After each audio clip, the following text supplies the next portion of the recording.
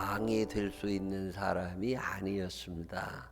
이 다윗에게는 여러 명의 부인이 있었어요. 이 다윗이 여자들을 좋아해서 부인을 많이 얻은 게 아니라 다윗은 아무것도 없는 사람입니다. 목동의 아들이거든요. 이 목동의 아들이 왕이 되는 과정에 얼마나 신세를 진 사람들이 많았겠어요. 지금이야 뭐 우리가 세금 내고 국가가 운영이 되고 뭐 그러지만 그 시대는 왕이 재력이 있어가지고 백성들에게 떡을 나누어 주던 시대거든요. 그런 시대에 다윗은 돈이 있는 사람이 아니었습니다. 그리고 전쟁이 일어나게 되면 왕이 맨 앞에 나가서 전투를 하던 게 왕인데, 그때 이제 혼자 가는 게 아니라 군인들을 데리고, 근데 다윗은 목동이었기 때문에 그런 큰 군사력도 있지 않았습니다. 다윗은 아주 평범한 사람이었는데 그가 골리앗과의 전투에서 골리앗을 이긴 다음에 급부상하게 되고 그를 따르는 사람들이 생겨나게 되고, 그러면서 다윗의 입지가 점점 커질 때 그 당시에 이스라엘 땅에 유력한 사람들이 많이 있지 않았겠습니까? 우리나라도 옛날 고려 시대, 신라 시대 지역마다 어떤 호족 세력이 있는 것처럼 춘천에서는 뭐 누가 유명하다, 옛날부터 어느 집안이 대단하다, 뭐 이런 게 있는 거잖아요. 근데 그런 대단한 호족들이 가만히 보니까 다윗이 괜찮아 보이거든요. 아, 저놈 나중에 뭔가를 하겠다 이런 생각이 들으니까 그 다윗과 함께 좀 친하게 지내고 싶어가지고 다윗과 어떤 인연을 맺고 싶어 하는데, 그 인연을 맺는 방법 중에 하나가 결혼이라는 거잖아요. 그래가지고 그 당시에 이스라엘의 아주 유력한 사람들이 당신들의 딸을 다윗과 결혼을 시키게 됩니다. 이걸 정략 결혼이라고 그러죠. 정치적인 약속 때문에 어떤 결혼을 하게 된 사람이 다윗이에요. 제가 성경을 읽다가 궁금했던 것 중에 하나가 뭐냐면, 압살롬이라는 사람이 다윗의 아들이잖아요. 이 압살롬이라는 아들이 아버지가 지금 왕 위에 있는데 쿠데타를 일으켜가지고 왕을 몰아내고 자기가 왕이 됩니다. 며칠 동안. 이게 어떻게 가능하냐. 이게 쿠데타가 일어나려면 민심이 있어야 되고 군인들이 있어야 되고 돈이 있어야 되고 이 무기도 갖고 있어야 되고, 그래야 이 다윗 왕하고 자기 아버지하고 한번 대적을 할 만할 텐데, 압살롬이라는 게 이게 가능하냐? 근데 가능한 이유가 있더라고요. 압살롬이 누군 줄 아세요? 압살롬은 그술 왕 달메의 딸 마아가가 다윗에게 낳은 아들이 압살롬입니다. 자, 그러면 그술 왕 달메의 딸 마아가가 다윗에게 낳은 아들이 압살롬이라면, 압살롬은 누구냐? 그술 왕의 외손자인 거거든요. 이 그술이라는 지역이 있습니다. 이 다윗이 다스리고 있던 땅 안에 거기 있는 사람들이 늘 말썽을 피게 되니까 다윗이 그 그술 왕의 딸 마아가와 결혼을 해요. 그러면 이제 우리 편이 되는 거니까. 그래가지고서 이제 데모를 멈추게 하고 뭐 이런 식으로 결혼을 했던 사람이 다윗입니다. 압살롬이라는 놈이 아버지 마음 아프게 하고 자기 배다른 동생들 죽이고 뭐 이러니까 다윗이 쫓아낸 거잖아요. 쫓아내서 어디로 가요? 자기 외할아버지한테 갑니다. 자기 어머니의 어머니, 외할머니, 외할아버지가 있는 그술 땅으로 도망가거든요. 거기서 외할아버지랑 같이 있으면서 거기서 데모, 이 쿠데타를 모의하고, 그리고 난 다음에 외할아버지의 군사력 있잖아요. 외할아버지의 재력이 있잖아요. 또 그술왕 달메 입장에서도 자기 외손자가 왕이 되면 좋잖아요. 그러니까 다윗을 몰아내고 우리 외손자가 이제 왕이 되면 나도 한 자리 할 수 있으니까 외할아버지가 뒷배가 되어 주어 가지고서 함께 쿠데타를 일으켜서 며칠 동안 성공하는 게 그게 압살롬의 이야기예요. 적어도 다윗의 부인들은요, 그 다 이름 한 자리 하던 사람들의 자녀들입니다. 그러니까 다윗에게는 굉장히 유력한 사람들이 많이 있었죠. 다윗이 이제 나이가 들어서 죽어갑니다. 이제 오늘 돌아가시나 내일 돌아가시나 할 만큼 연약해져 있을 때, 그때 이스라엘 사람들 사이에 그럼 다음번 왕은 누가 되냐? 다윗 왕이 돌아가시면 누가 다음번 왕이 되지? 부인도 많고 아들들도 많으니까. 그때 가장 유력하게 떠올랐던 사람이 누구냐면 핫깃의 아들 아도니아예요. 그래서 아도니아라고 하는 사람은 핫깃이라는 사람의 아들인데, 이 핫깃이라고 하는 사람은 요즘으로 표현하면 어떤 그룹의 회장님 같은 분이에요. 굉장히 돈이 많은 사람입니다. 이 아도니아가 얼마나 돈이 많았는지 자기 몸을 지키는 사람 50명을 따로 고용해서 데리고 다녔어요. 호위무사가 50명이 있는 거야. 이런 호위무사 50명의 월급을 개인적으로 주려고 그러면 그게 돈이 얼마예요? 여러분 50명의 월급을 개인적으로 줄 정도 되면 어마어마한 재벌이래야 되거든요. 근데 그때 핫깃의 아들 아도니아는 그런 사람입니다. 돈이 많아요. 그러다 보니까 따르는 사람도 많아.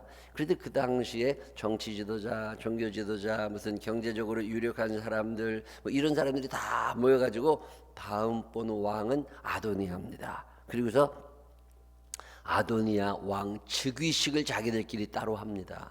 그 정도로 대단했던 사람이 아도니아예요.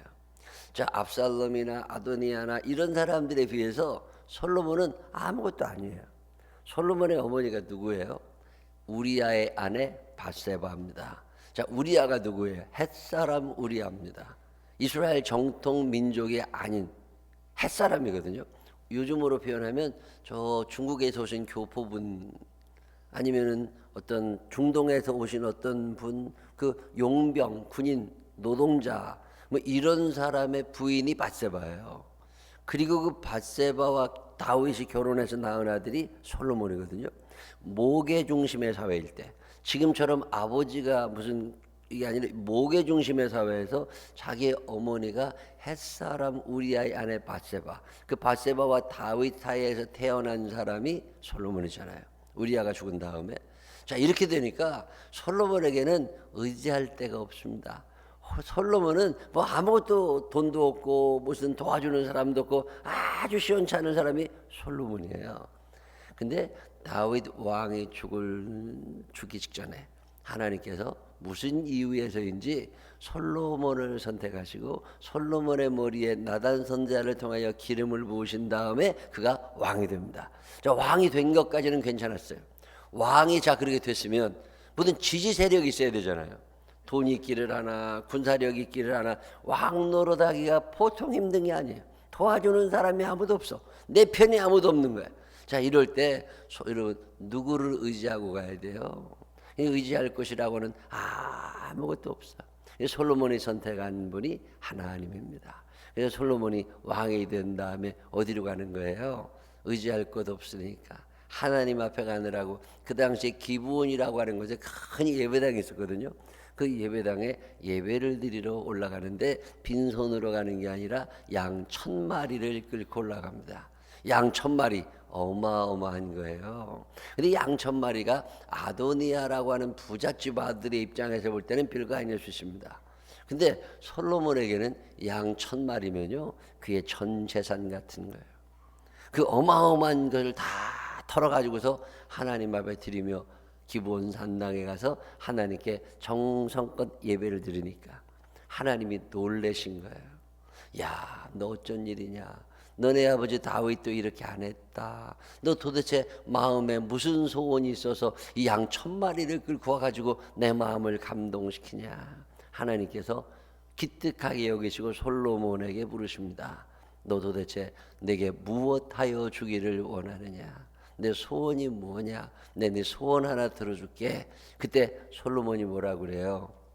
하나님 아버지, 저는 어린아이라 출입문도 찾지 못할 만큼 어리석고 전쟁이라도 언제 나가야 되고 언제 들어와야 되는지를 구분할 수 없고 사업을 할 때도 이걸 시작해야 되나 말아야 되나 이 사람을 만나야 되나 만나지 말아야 되나 구분할 수 없을 만큼 어리석은 놈이니까 하나님 저에게 지혜를 주십시오. 그리고서 지혜를 구하니까 옛날 개역 한글판 성경에 보면 솔로몬이 이것을 구하며 그 구한 것이 하나님의 마음에 맞은지라 그랬어.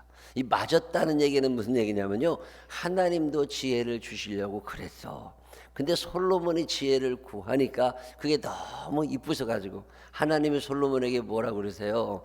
어쩌면 넌 지혜를 구하냐? 다른 것 떠나가지고 밤낮 돈 달라고 그런다. 다른 것 떠나가지고 밤낮 지 몸뚱아리 튼튼하게 해달라고 그런다. 다른 것 떠나가지고 늘 원수의 생명을 멸해달라고 그런다.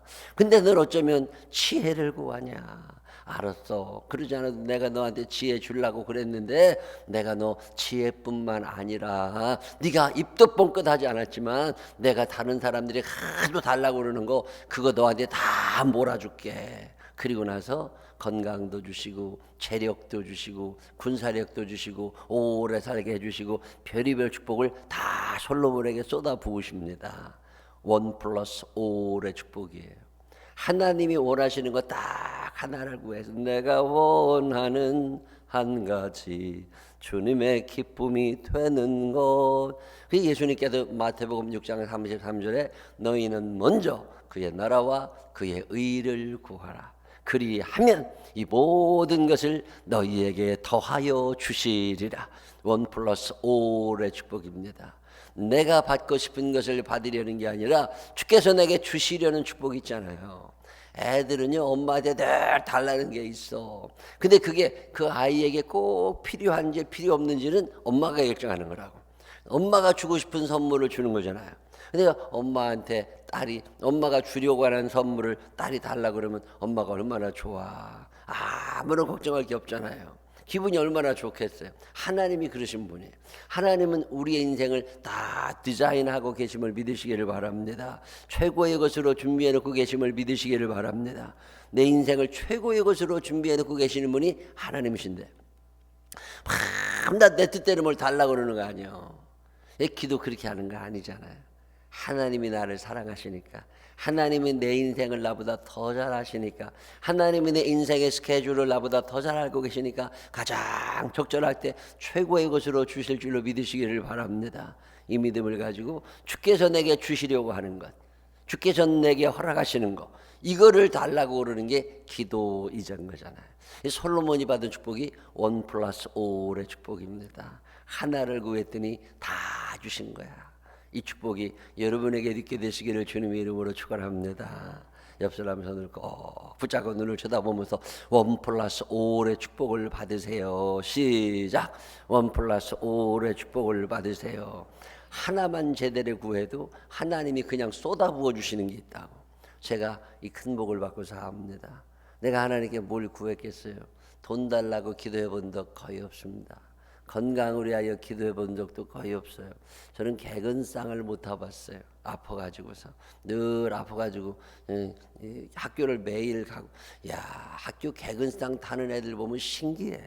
아니 어떻게 사람이 결석도 하고 그러는 거지 매일 학교를 갈 수 있어. 이 아파본 사람들은요, 건강한 사람들은 잘 이해를 못합니다. 야, 초등학교 6학년 때 6년 개근하는 놈들도 있대. 사람이 어떻게 그럴 수 있어? 로봇도 아니고. 근데 이 건강하지 못한 사람, 근데 어느 날 하나님께서 건강의 복을 허락하시더니 이렇게 아직 살아있잖아요. 얼마나 감사한가 몰라. 여러분 마음의 소원이 뭐예요? 하나님이 주시려는 복을 사모하며 살게 되시기를 바랍니다. 우리가 하나님이 나한테 뭘 주기 원하시는지 우리가 모르니까 예수님이 이 땅에 오셔가지고 내가 너희들에게 무슨 복을 주고 싶어 한 줄 알아? 그러면서 우리에게 주시고 싶으신 복 목록 8가지를 모아놓은 걸 팔복이라고 그럽니다. 이건 다 받을 것도 없어요. 하나만 제대로 받아도 여러분 인생이 달라지고 삶의 방향이 달라지기를 시작합니다. 그 예수님께서 우리에게 주시고 싶으신 복 중에 첫 번째 복이 뭐예요? 심령이 가난한 자는 복이 있나니 천국이 그들의 것이며. 시작.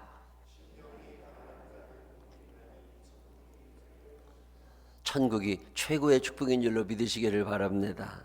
마지막 8번째도 의를 위하여 박해를 받는다는 복이 있나니 천국이 그들의 것입니다. 팔복은요, 천국으로 시작해서 천국으로 끝납니다. 성경은요, 천국에서 시작해서 천국으로 끝나는 게 성경이에요. 근데 우리는 천국 가게 해달라는 기도는 별로 안 해. 돈 벌게 해달라는 기도만 죽으라고 하고 앉아있는 거예요. 좀 가난하게 살아도 나는 천국에는 가고 싶은 사람이에요. 이 땅에 살다가 돈 걱정도 하고 사는 거지. 이 땅에 살면서 카드도 쓰게 되는 거고 이자도 내게 되는 거고 시달리기도 해보는 거고 걱정도 하고 사는 거고 그게 인생 살아가는 거지 뭘. 그것도 없으면 무슨 재미로 살아. 돈이라고 하는 거 하나님께서 우리의 필요를 아시니까 천국을 소망하게 되면요, 그 돈이 작아 보이기 시작해요. 근데 천국이 없으니까 돈이 커 보이기 시작하는 거야. 내 마음에 천국이, 내 마음에 하나님 계신 그 나라가 확 들어와 있잖아요. 그러면요 겁날 게 없어집니다. 까짓 거 죽기밖에 더해. 죽으면 천국 가고 얼마나 좋은데. 천국 소망으로 살게 되시기를 바랍니다. 오늘 하루를 살아도 그 나라가 내 마음의 보물이 되고, 내 보물이 있는 곳에 내 마음도 있느니라. 여러분 마음의 보물이 뭐예요? 천국이 여러분 마음의 보물이 되시기를 바랍니다. 그냥 그 나라를 늘 사모하고 오늘이라도 가고 싶고, 어느 좋은 그날 아침에 난 가리라. 주가 주신 면류관 쓰고 난 가리라. 난 가리라. 오 영광 난 가리라. 언젠가 할렐루야 그때에 난 가리라. 그냥 천국 생각만 하면요 자다가도 뻘떡 일어날 만큼 좋아야 돼요. 보아라 즐거운 우리 집, 밝고도 걸어간 천국에. 보아라 즐거운 우리 집이야. 야, 내 거기 간다는 생각하면요 참 감사해. 내가 천국 갈 만한 아니잖아. 그래 지옥 가기 딱 맞은 놈이 천국 백성이 됐다. 얼마나 감사해. 어떤 사람이 천국 가요? 심령이 가난한다는 복이 있나니 천국이 저들의 것이며. 심령이 가난해야 돼요.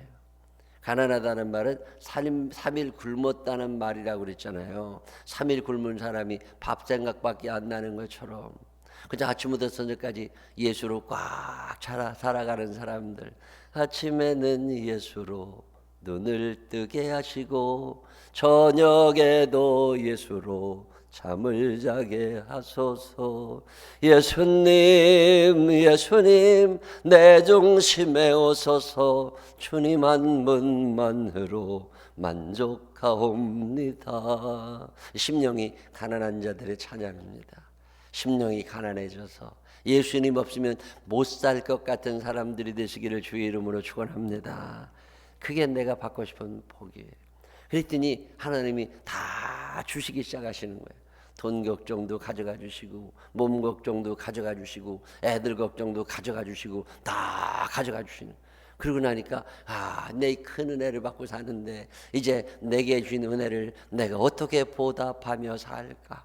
내가 하나님께 무엇을 드리며 살까? 내가 무엇을 가지고 여호와 앞에 나아가며 높으신 하나님께 경배할까?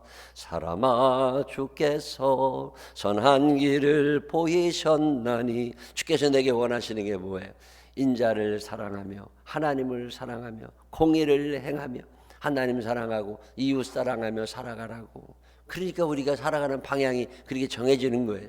하나님 사랑하며 살겠습니다. 이웃 사랑하며 살겠습니다. 내게 주신 은혜를 내가 어떻게 보답하며 살까? 은혜를 아는 사람들이 되시기를 바랍니다. 은혜를 보답할 줄 아는 사람들이 되시기를 바랍니다. 그게 예수 믿고 살아가는 거예요. 그 예수 믿는 사람들은 기도, 간구도 중요하지만 사명이 커지는 게 예수 믿는 거예요. 하나님께서 내게 주신 게 너무 많으니까 내가 이걸 어떻게 보답하며 살 거냐. 여기서 사명이 출발하는 거잖아요. 하나님이 나를 사용하기를 원하시는구나. 하나님이 신성교회를 사용하기를 원하시는구나. 하나님이 여러분 이 땅에서 잘 먹고 잘 살으라고 축복하시는 거 아니거든요. 하나님이 우리를 축복하실 때는 이유가 있습니다. 하나님이 나를 사랑하시니까 하나님이 나를 사용하기 원하시는 거잖아요. 하나님이 나를 써주신다는 게 얼마나 감사해. 하나님이 나를 사용하셔가지고 하나님이 나에게 상 주시기를 원하시는 거잖아요. 디모데후서 4장 8절에 이제 흐르는 나를 위하여 의의 면류관이 예비되었으므로. 다윗 목사님, 바울 목사님이 천국에 3번이나 갔다 왔잖아요. 가봤더니 그게 있더라는 거 아니에요. 그게 하나님이 나를 위하여 면류관을 다 준비해 놓으셨다는 거잖아요. 그 과거 완료형으로 되어 있거든요. 이제 나를 위하여 의의 면류관이 예비되어 있어. 하나님이 다 준비해 놓으셨다니까. 그거 받아 쓰려고 열린 천국문 내가 들어가 세상 짐을 내려놓고, 그 다음에 뭐예요? 빛난 면류관 받아 쓰고서 주와 함께 길이 살리. 살아가다 보면 힘든 날도 있지. 눈물 골짜기 더듬으면서 나의 갈 길 다 간 후에 주의 품 안에 내가 한기어 영원토록 살리로다. 이제 살아가는 동안에 눈물 날 일도 있지 뭘. 살아가다 보면 속상한 날도 있고 답답한 날도 있고 그게 인생 살아가는 거죠. 애통하는 자는 복이 있나니 그들이 위로를 받을 것이며. 시작. 배에 대해 힘 좀 주고 조금만 더 크게 해봐요. 애통하는 자는 복이 있나니 그들이 위로를 받을 것이며. 시작. 눈물 나는 거요 나쁜 거 아닙니다. 세상 사람들은 울면 졌다고 그래. 울면 싫어해. 근데 우리 주님은요 내 눈물을 주의 병에 담으신다고 그랬어. 그게 얼마나 귀한 건지. 주의 병에 내 눈물을 담아 놓으시고 있다가 언제 우리 삶에 위로의 역사가 일어납니까? 그 눈물병에 눈물이 꽉 찼는데 또 한 방울의 눈물이 떨어져서 눈물병이 넘치기 시작할 때 하나님의 위로의 역사가 일어나기 시작하는 거잖아요. 이 하나님의 위로하심이 여러분의 삶을 가득 채우게 되시기를 주의 이름으로 축원합니다. 답답하고 속상하고 일은 안 되고 하나님 내 능력은 안 되고 주여 나를 불쌍히 여겨 주옵소서. 주여 나를 불쌍히 여겨 주옵소서. 해보려고 그러는데 참 안 됩니다. 그리고 하나님 앞에 나와 간구할 때마다 눈물이 왜 그렇게 쏟아지나 몰라. 그럴 때 눈물 골짜기 더듬으면서 나의 갈 길 다 간 후에 주의 품 안에 내가 안기어 영원히 살 그날을 생각하면요 얼마나 감사한가 몰라. 힘이 나는 거잖아. 하나님의 위로하심이 여러분과 함께 하실 줄로 믿으시기를 바랍니다. 우리 교인들은 1,000번제 드리시는 분이 꽤 많습니다. 몇십 명이 1,000번제 예물을 드리시는데 1,000번제는 소원 예물입니다. 내 마음에 소원이 있을 때 하나님께 1,000번제를 시작해요. 솔로몬의 1,000번제 거기서부터 유래된 건데 1,000번제는 종류가 여러 가지가 있습니다. 이제 교회 한 번 올 때마다 한 번씩 드려. 어떤 사람은 2,000원, 어떤 사람은 3,000원, 어떤 사람은 5,000원. 그 금액은 자기가 정하는 거예요. 1,000번제는 크게 정하지 않습니다. 왜냐하면 1,000번 해야 되니까. 그래가지고 어떤 사람은 10,000원 이렇게 이제 전해서 1,000번제 제일 크게 하시는 분이 10,000원씩 하셔. 자 그럼 10,000원이 1,000번제 내 금액이면 내가 일주일에 5번 교회로 오잖아요. 새벽기도 오고 수예배 오고 주일 낮예배. 그러면 예배 드릴 때마다 1,000번제를 이렇게 드리는 사람들은 1,000번제가 언제 끝나느냐면 한 4년 걸립니다. 52주니까 한 주에 4번 정도 드린다 생각하면 그러면 1년 가면은 이제 한 200번 조금 넘어가고 그러고 하다 보면 4년 정도 걸리면 1,000번제가 끝나요. 근데 어떤 사람은 1,000번제를 한 번에 드리는 분도 있어요. 소원이 큰 사람들 있잖아요. 우리 교회 집사님 한 분은 그 딸이 그렇게 속을 세게 되니까 그 딸을 정신 좀 차리게 해달라고 저거 우리 딸 좀 아유 쫓아내고 싶다고 막 화가 나가지고서 그런 사람인데 자기 딸을 하나님께 맡긴다고 그러면서 10,000 곱하기 1,000만 원을 한 번에 드리셨더라고. 그 1,000번제 소원 예물이요. 그 예물 그렇게 드리고 났더니 또 그 딸이 원주에 와서 대학교 잘 졸업하고 지금은 자기 아버지 회사 가서 같이 일하고 살아. 또 우리 교회에서 맨 처음 1,000번제를 시작하셨던 분은 일주일에 한 번씩 드려. 몇 천 원인지 모르겠는데 일주일에 한 번이야. 자, 일주일에 한 번 예물 드리시는 분은 1,000번제가 언제 끝나는 줄 아세요? 1년에 52주야. 1년 해야 52번이야. 10년 해야 520번. 20년 해야 1,000번제가 끝나. 근데 이 집사님은 지금 이 권사님은 1,000번제를 일주일에 한 번 드리는데 무슨 소원이 있느냐면 아들이 예수 믿었으면 좋겠대. 이 권사님 천국 갔다 오셨거든요. 천국 있는 걸 알아. 이제 천국에 가야 돼. 근데 아들은 지옥 가게 생겼거든. 초등학교 때는 엄마 따라 교회도 갔대요. 근데 나이가 들더니 중학생 되더니 안 나온대. 그렇다고 교회를 안 가니까 이 아들 예수 믿게 해달라고 1,000번째 소원 예물을 드린 거야. 하나님 아버지 우리 아들 예수 믿고 천국 가게 해주세요. 그리고 소원 예물 드렸는데 1,000번째 예물 어느 날 1,000번째 줄 보니까 몇백 번이 됐는데 아들은 안 와. 근데 아들 놈은 안 오고서 딸이 왔어. 그 아들보다 딸이 나. 엄마 말을 잘 딸하고 엄마랑 둘이 예배를 드려. 어느 날 보니까 또 오라는 아들 놈은 안 오고 남편이 따라왔어요. 이 아들보다 남편이 나. 그래서 남편이 와가지고서 이제 아들을 놓고 딸하고 엄마하고 남편하고 셋이서 이제 예배를 드려요. 그 어느 날 주보를 보니까 주보에 1,000번째 횟수가 나오는데 900번이 넘어간 거야. 여러분 900번이 넘어가면 아들 예수 믿게 해달라고 몇 년을 기도한 거예요? 18년을 기도한 거예요. 근데 아들 놈은 안 와. 이 권사님이 울보거든. 아들 위하여 그렇게 기도하며 울어. 근데도 아들은 안 와. 어느 날 주보를 보니까 950번이야. 그러면요 목사가 긴장이 돼요. 이게 1,000번째 드리기 전에 아들이 와야 되잖아. 근데 아들놈이 안 오니까 내가 가서 회사로 가서 만나도 보고 교회 오라고도 하고 하지만 안 와. 어느 날 주보를 보니까 990번이 넘어가. 995번, 996번, 997번 이 횟수가 넘어가니까요 목사가 긴장이 돼. 이 1,000번 되면 아들이 와야 되는 거 아니요. 마지막 1,000번대 예물 드리던 날 아들이 왔으면 얼마나 좋아. 아들이 안 왔어요. 20년 동안 아들을 위하여 기도하며 예물 드렸는데 아들이 안 왔어.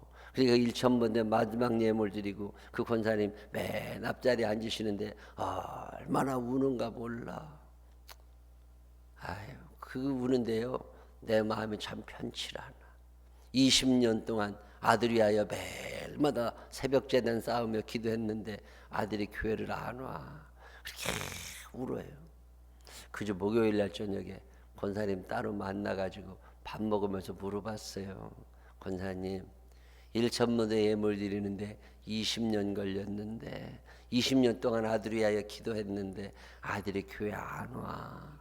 권사님도 속상하고 목사도 속상하고 하나님도 마음 아프실 텐데 어떻게 하면 좋겠냐고. 아들 어떻게 하면 예수 믿겠냐고. 그랬더니요 별짓 다 해도 교회 안 온대야. 뭔 얘기를 해도 엄마 말은 듣지도 않는데 그럼 어떻게 해야 되냐고. 그랬더니요 그 양반이 충청도 분인데 충청도 사람들 질긴 게 있어. 그래 나한테 그러더라니까. 목사님 자기 나이가 60대 중반이요.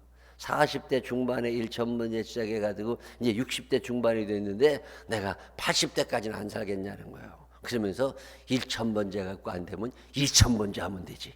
그러면서요 그 다음 주에 1,001번째 예물을 또 드렸어.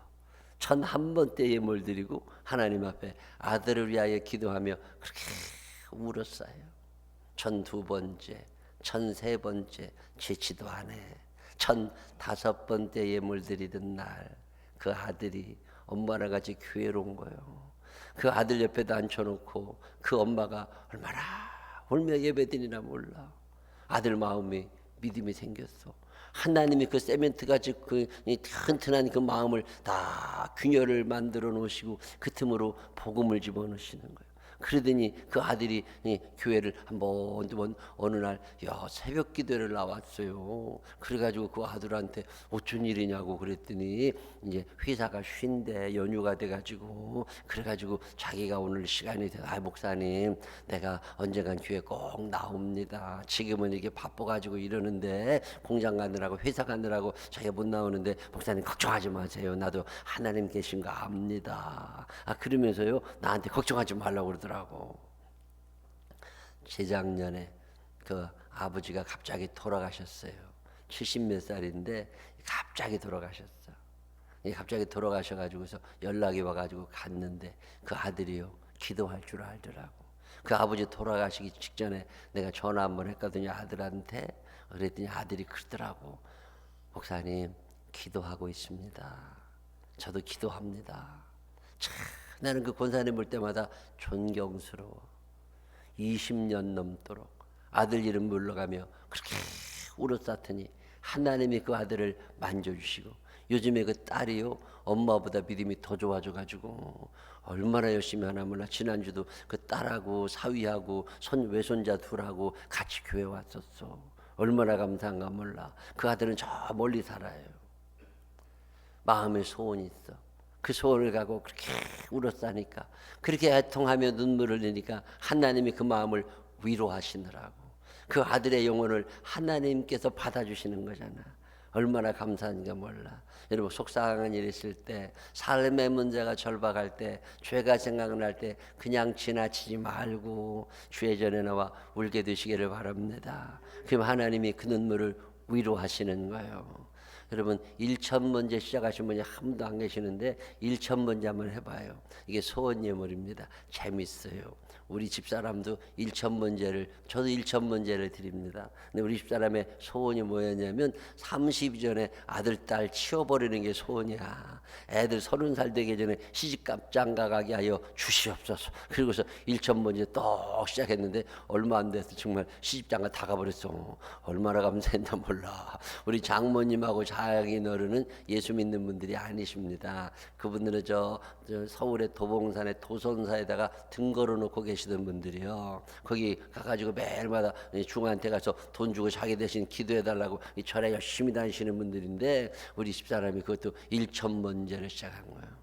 아, 우리 어머니 아버지 예수 믿게 해달라고. 아, 그랬더니 어느 날 진짜 하나님께서 그 마음을 무너뜨리시고서 복음이 그 안에 들어가서 지금은 우리 교회 권사님들이세요. 얼마나 감사한가 몰라. 1,000번째는 소원이 있을 때 하나님 앞에 드리는 예물이 1,000번째예요. 그래서 소원 예물이라고도 그러잖아요. 근데 하나님께 이 긴 세월이라 할지라도 눈물 뿌려가며 하나님 앞에 간구할 때 하나님의 위로하심이 여러분에게 일어날 줄로 믿으시기를 바랍니다. 온유한 자는 복이 있나니 그들이 땅을 기업으로 받을 것이며. 시작. 땅을 기업으로 주신다잖아요. 얼마나 좋은 얘기요. 땅 주신다는데. 여러분이 땅이라고 하는 건 성경의 약속이거든요. 하나님의 약속은 아름다워요. 하나님의 약속. 이 하나님의 약속이 땅입니다. 이스라엘 사람들에게 하나님의 약속한 게 뭐예요? 가나안 땅이잖아. 내가 너 그 가나안 땅 너한테 줄게. 그리고 하나님이 약속하셨거든요. 자, 그런데 하나님께서 이스라엘 백성들을 애굽에서 탈출시켜 가지고 모세와 함께 광야 생활을 하게 하시거든요. 광야 생활을 하시면서 약속 하나를 하십니다. 내가 너희들을 가나안 땅까지 데려갈 걸 너희들이 알아? 아, 예, 하나님 당신은 전능자, 10가지 재앙 속에서도 우리를 살려주시는 하나님이시고 홍해도 가르시는 하나님이시고 만나를 내리시는 하나님이신데, 하나님이 우리 뭐 가나안 땅에 데려가는 거 아무것도 아니시겠지. 우리는 하나님의 능력을 믿습니다. 이스라엘 백성들 얘기하니까 하나님도 말씀하십니다. 근데 내가 너 아무나 못 데리고 가. 내가 가나안 땅에 아무나 못 데리고 가고 내가 너한테 약속할 건데 이 약속을 지키는 사람들만 데리고 갈 거야. 그러면 하나님께서 약속 이렇게 서류 하나를 내미시는 게 십계명입니다. 뭐라고 그러시냐면 1계명부터 4계명 하나님 사랑, 5계명부터 10계명 이웃사랑. 그래서 하나님 사랑, 이웃사랑 할 줄 알면 내가 너네 가나안 땅에 데리고 들어가는데, 하나님 사랑, 이웃사랑 하지 못하면 내가 너 가나안에 안 데리고 가. 그게 십계명이거든요. 자, 온유한 자가 복이 있어. 온유한 자는 복이 있나니 그들이 땅을 기업으로 받을 것이며. 이 온유하다고 하는 얘기는 뭐냐면요, 길들여지는 걸 얘기해요.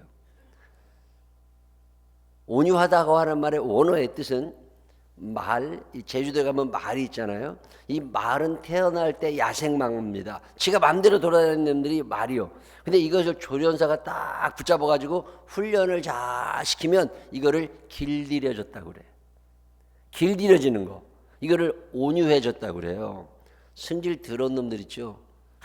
소가지 부려서 막 이런 것들. 이런 것들이 원상태로 돌아오면 이걸 온유해졌다고 그래요. 이 온유하다고 하는 말을 우리나라 말로 번역할 때 저는 길들여졌다가 표현을 합니다. 길들여지는 거. 하나님의 말씀에 길들여져가 살아가는 거. 이걸 온유해졌다고 그래요. 자, 이스라엘 백성은 애굽에서 태어나서 애굽에서 자랐습니다. 자, 이 사람들은 하나님의 말씀에 길들여지질 않아요. 이 사람들은 우상 숭배하는데 길들여져 있어. 이 사람들은 바로가 최고인 줄로 알아. 이 사람들은 바로 왕 이런 거 최고로 알고 태양신을 섬기던 사람들이 이스라엘 사람들이거든요. 이 이스라엘 사람들을 데리고 모세가 광야로 나와서 그들에게 얘기하는 게 뭐예요? 너네들 이제 그런 거 하지 말고 하나님 사랑할 줄, 너 하나님 사랑할 거니? 이거거든요. 그래서 이스라엘 백성이 아멘, 우리가 하나님 사랑하겠습니다. 너 그러면 너 자신을 사랑하며 사는 너희들이 이웃 사랑하며 살 거니? 예, 우리가 이웃 사랑하며 살겠습니다. 이게 십계명이거든요. 여러분 교회를 왔잖아요. 교회를 오기 전에는 우리가 알지 못하는 신에게 경배하며 살아가던 우상 숭배자들이고 자기 자신을 섬기던 사람들이고 나를 사랑하며 살던 사람들인 거잖아요. 자, 근데 신성교회로 왔어요. 신성교회로 왔더니 목사님이 말씀을 전하시잖아요. 뭐라고? 너를 사랑하라고 하지 않으시지요? 하나님을 사랑해라, 이웃을 사랑해라. 이게 기독교의 복음 핵심이잖아요.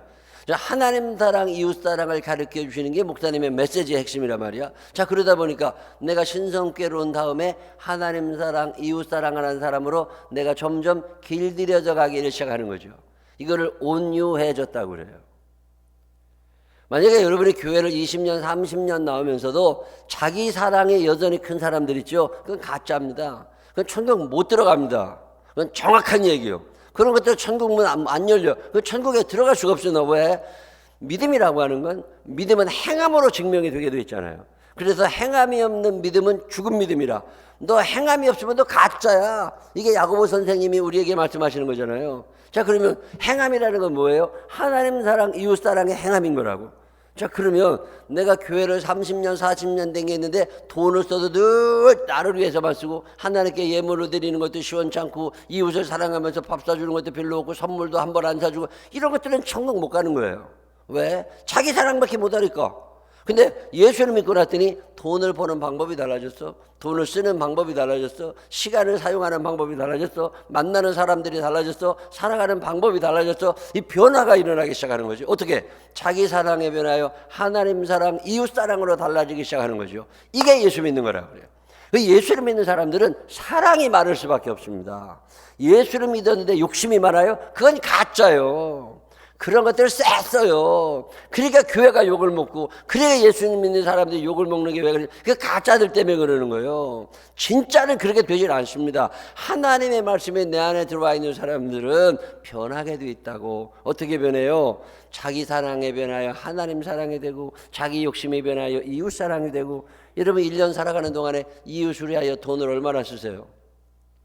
여러분 1년에 쓰는 돈 가운데 이웃을 위하여 사용하는 돈이 얼마나 되며 하나님께 드리는 예물의 퍼센티지가 얼마나 돼요? 여러분 한번 따져보세요. 제가 하나님 사랑, 이웃 사랑을 알고 하나님의 말씀에 길들여져 가기 시작하면서 내게 일어난 변화 가운데 하나가 뭐냐면 돈 쓰는 방법이 달라져. 하나님께 드리는 게 그렇게 좋아. 하나님이 나한테 주시는 게 얼마나 많은데 이웃에게 다른 사람들에게 뭘 주는 게 얼마나 좋은지 몰라. 여러분 삶의 방향이 달라지는 게 온유해지는 거거든요. 자, 이스라엘 백성들이요 하나님과 약속했잖아요. 우리 다 천국 가기로 하면 그래 내가 보내줄게. 그런데 어떻게 됐어요? 천국 갔어요? 못 갔어요? 광야에서 다 죽습니다. 그리고 누가 가나안 땅에 들어가요? 여호수아와 갈렙 이외에는 다 죽었다고.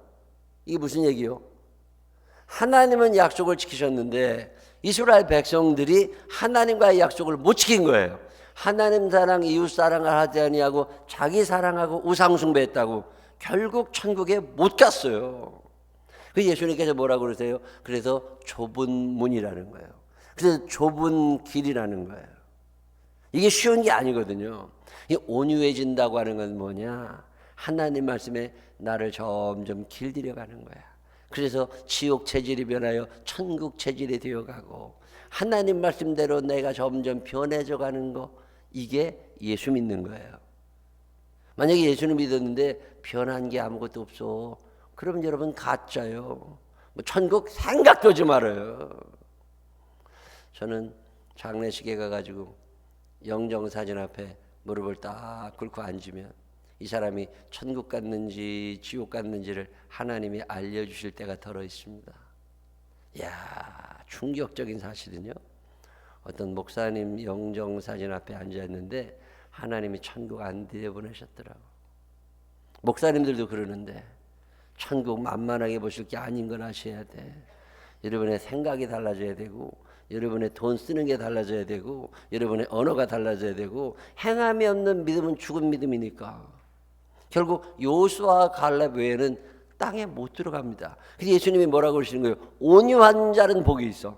하나님의 말씀에 길들여져서 너의 삶을 하나님께로 맞춰가는 사람들, 그래서 여러분들을 보면 예수님이 생각나는 사람들, 이런 사람들은 복이 있나니 그들이 약속의 땅 가나안에 들어가는 거고, 그러지 않은 사람은 못 들어가는 거라고. 여러분 사는 날 동안에 하나님의 말씀에 길들여가게 되시기를 주의 이름으로 축원합니다. 텔레비에 길들여지면 돼요, 안 돼요? 안 돼. 난 텔레비 많이 보고 믿음 좋은 사람들을 본 적이 없어. 3박 4일 동안 은혜 받으면 뭐요? 텔레비 하나 보는 순간 다 까먹어. 옆 사람 손을 꼭 붙잡고 눈을 쳐다보면서 얘기 좀 해줘요. 텔레비 좀 그만 봐. 시작. 텔레비 좀 그만 봐. 텔레비는 어마어마하게 봤어. 그러니 무언 은혜를 받아. 성질대로 살면 돼요, 안 돼요? 안 돼. 성질대로 살지 말고 말씀대로 살게 되시기를 바랍니다. 시간 다 돼서 그만하려고 그래요. 하나님이 우리들을 얼마나 사랑하시는지 우리에게 1+5의 축복을 주기로 하십니다. 하나만 받으면 돼. 딱 팔복 중에 하나만 제대로 받으면 여러분의 인생이 달라집니다. 그러면 하나님이 주시는 복으로 누리며 살 수 있어요. 마음이 달라지고 생각이 달라지고 언어가 달라지고 행동이 달라지고, 와, 이게 예수 믿는 거구나, 이런 기쁨이 생겨난다고. 그러니까 예수 믿으라고 전하러 다니는 거예요. 하나님의 말씀에 길들여지는 사람들이 되시기를 주의 이름으로 축원합니다. 기도하겠습니다. 우리 영혼에 주가 주신 꺼지지 않는 빛이 있네. 오직 주님께 우릴 드릴 때 그 빛을 밝혀 주시리라. 이제 일어나 소망이 없는 어두운 세상에 나아가라. 내 빛 비춰라. 모두 알도록 빛을 들고 세상으로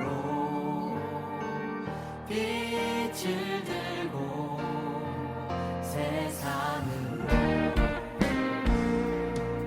우리 영혼에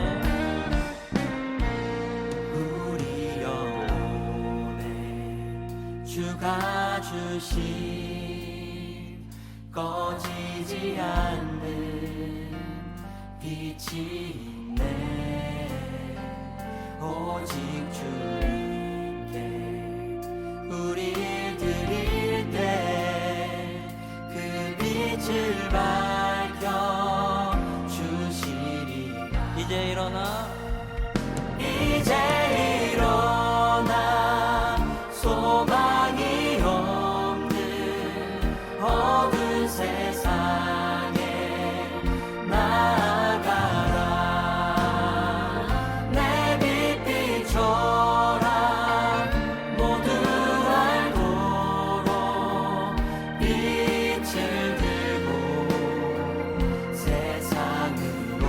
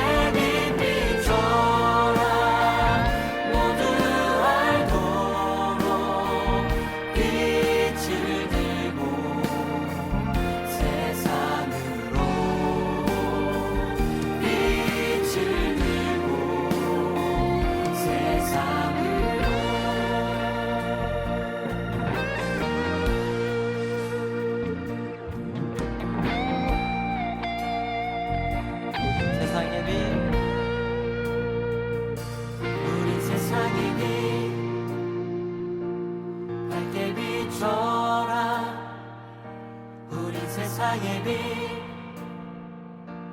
모두가 주를 알도록 우리 세상의 빛 밝게 비춰